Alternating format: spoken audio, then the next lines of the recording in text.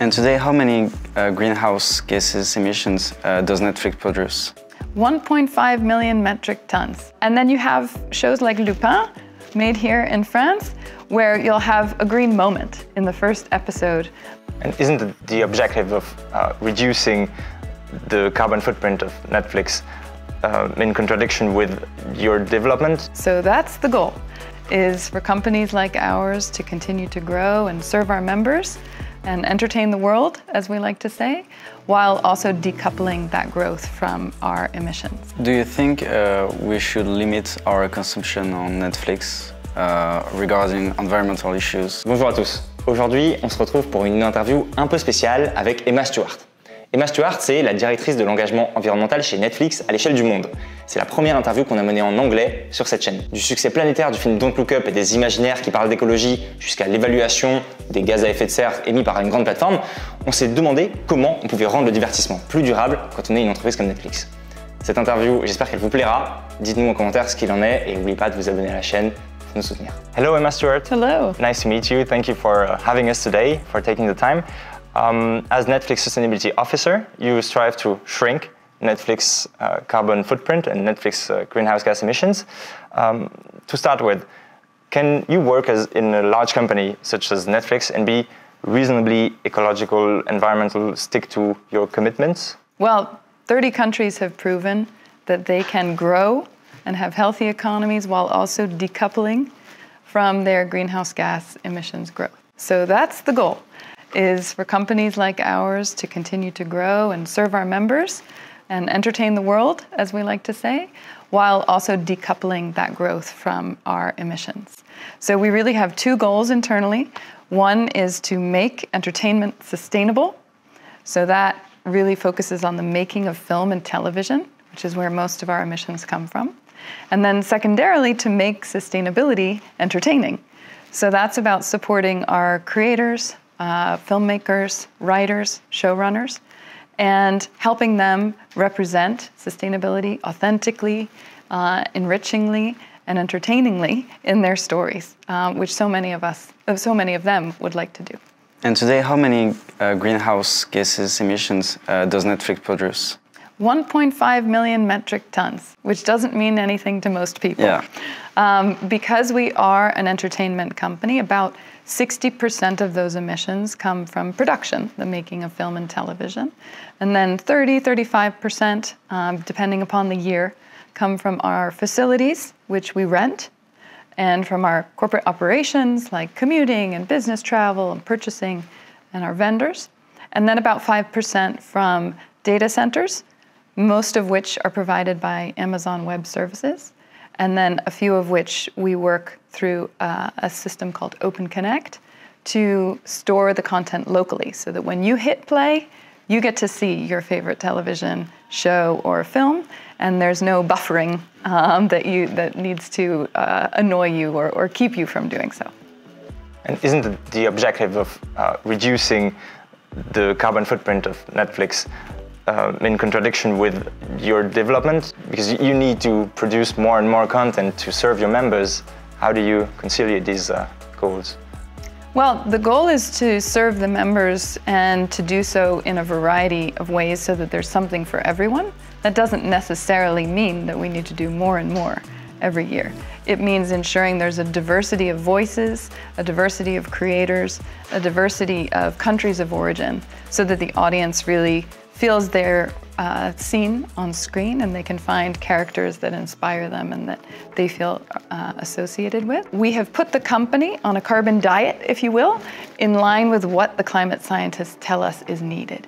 So what does that mean? It means halving our emissions this decade. So specifically, that's a 45% absolute reduction by 2030. And then we've also committed to cut the intensity of our vendors' emissions by working with our supply chain.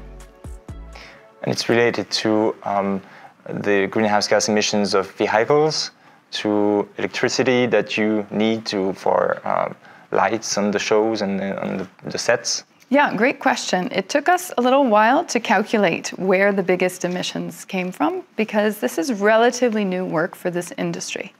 And what we found over the course of months collecting data and having it audited by third parties was that there's really 4 big opportunities in the entertainment sector. The first, and this should be true in any sector, is energy efficiency. Nobody likes waste, and yet buildings and all sorts of technologies waste energy. So we look for waste and we eliminate it first and foremost. So we've been auditing the facilities that we occupy with our landlord's help and squeezing out that waste. The second is to ensure that we are electrifying everything that we can, but in particular transportation, which now, thankfully, there's a real revolution happening in the transportation sector. And so we're able to secure and to rent electric vehicles of many classes, but not always the ones that we need for production. So what that means is we're having to lean in and work with the auto manufacturers, with our transportation vendors, to try and encourage them to focus on the types of vehicles that we need for our sector, which are not passenger vehicles that we're all familiar with. And then lastly, we try to decarbonize what's left. So optimize, electrify, and then decarbonize, right? So one of the long-standing traditions in the entertainment sector has been to bring your own power. You show up with a generator. And that makes a lot of sense when you need the flexibility. But these diesel generators are typically not very efficient, and they're using diesel. So they're loud, and they produce fumes, which it turns out is not particularly conducive to shooting a movie. So the good news is that over the course of 100 different pilots, we've been able to prove that these cleaner alternatives to diesel generators, like medium-sized small batteries and even hydrogen fuel cells, can work in the entertainment sector. And now the question is of scale, because the supply really isn't there to serve us in all the many locations that we produce in a given year. So we are, again, leaning into the supply chain and working with vendors to encourage them to bring us these types of technologies and to ensure that they're mobile enough and versatile enough that we can use them in making film and television. Do you strive to be a leader regarding environmental issues and these commitments? Do we strive to be a leader? I think there's some cases in which our industry is in it together. We are in the same boat. So actually this needs to be a common endeavor. And so we work closely with other studios around the world to shift that ecosystem and to bring in that supply at scale of cleaner technologies. On the storytelling front, though, there we really seek to differentiate ourselves. We want to serve the audience based upon what we understand their needs are, and what they're telling us, both our own research and third-party research, is that they're craving more stories, especially optimistic stories, especially fiction stories and thrillers and rom-coms and indies, comedy, genres that people don't typically associate with sustainability. How do you know that a content is helpful for the cause, that is relevant? Well, our audiences come back for more. So that's really where we measure our success, is when people choose to come back to Netflix to watch their next show of choice. I think it's notable that 2 of our most popular films of all time were strong sustainability stories. One, Don't Look Up, which was the 2nd most popular Netflix film of all time. What was the first? Red Notice. And I will point out that in Red Notice, The Rock has an electric vehicle car chase, which is really fun if you haven't seen it. There's a funny moment where he jumps into this electric Porsche and he realizes, oh, it's electric. And then he zooms off much faster than he could in an internal combustion engine. Don't Look Up, we had numerous governments ask, can we work with you to screen this film, to really implore people to take action? Because of course that was a satire about the perils of climate inaction. And then you have shows like Lupin, made here in France, where you'll have a green moment. In the first episode, the police officer approaches the criminal who is sitting there idling his getaway vehicle outside of the Louvre, and he says, roll down the window, and you think, oh no, the jig is up, they've been caught. And instead the police officer says, hey, turn off your engine, think about the planet for a second. There's just this wonderful moment of comic release, and yet it happens to be a very good suggestion, turn off your engine for the planet. So there's all sorts of levels in which this can show up. I feel like fiction can have a profound impact on our minds, on our perception of the world. Do you think that fiction within Netflix can be game-changing regarding activism, environmental issues, and our perception?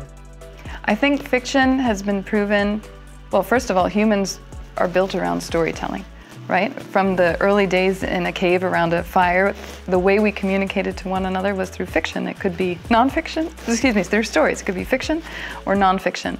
So there's something about stories that opens us up and makes us receptive.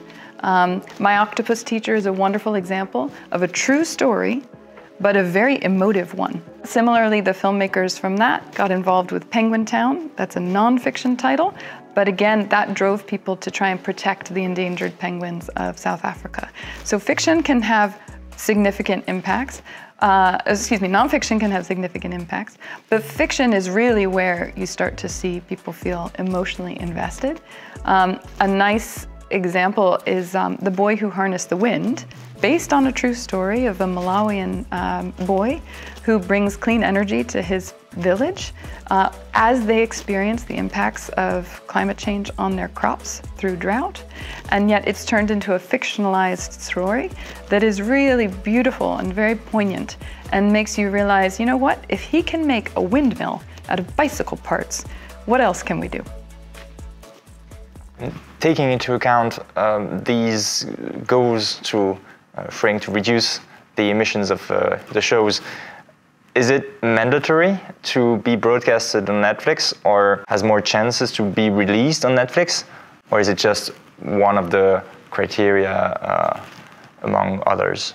As Netflix, we really endeavor to be creator-friendly and creator-led.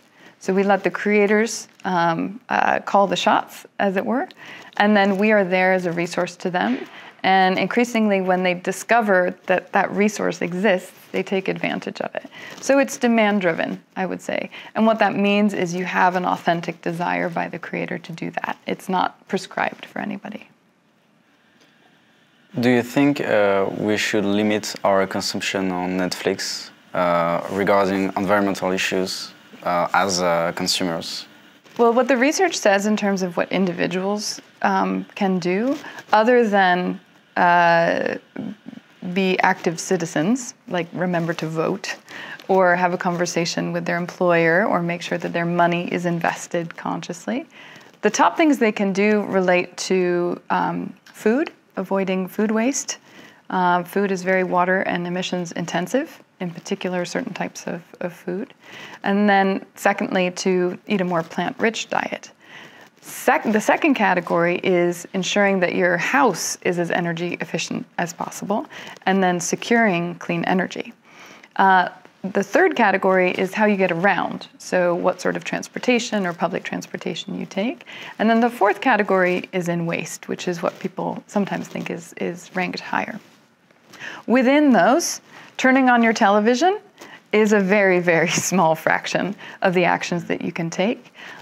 In fact, streaming is one of the more efficient things that you can do because streamers are highly financially motivated to be energy efficient because we don't want you to have a bad viewing experience. What that means is we only serve you up as many bits as you absolutely need to have a high quality experience on that device. And data centers themselves are some of the most efficient facilities in the world. Many of them are securing 100% renewable electricity already. Are you able to monitor, to track indirect emissions that are not the ones exactly coming from the shows, but maybe from the equipment you need, or the transportation, the vehicles? I mean, the metal, the extraction of metals and stuff, or do you focus on direct emissions? So we cover many Scope 3 categories, which is a way of saying indirect emissions, including the manufacturing of the servers that then sit at the internet service providers and locally store the content. So we do look at manufactured emissions in that respect. We also include many of our purchased goods. So wardrobe is actually a big contributor to our Scope 3 emissions, as is marketing. Even online marketing has a footprint. So we're very comprehensive in our boundaries when it comes to measuring indirect emissions. The challenge, of course, is that the vendors need to work with us, and many of them have not provided us carbon footprints. And so we're always shopping for better data, better data, better data. Thank you, Emma Stewart, for this interview. Thank you for your time. Thank you so much.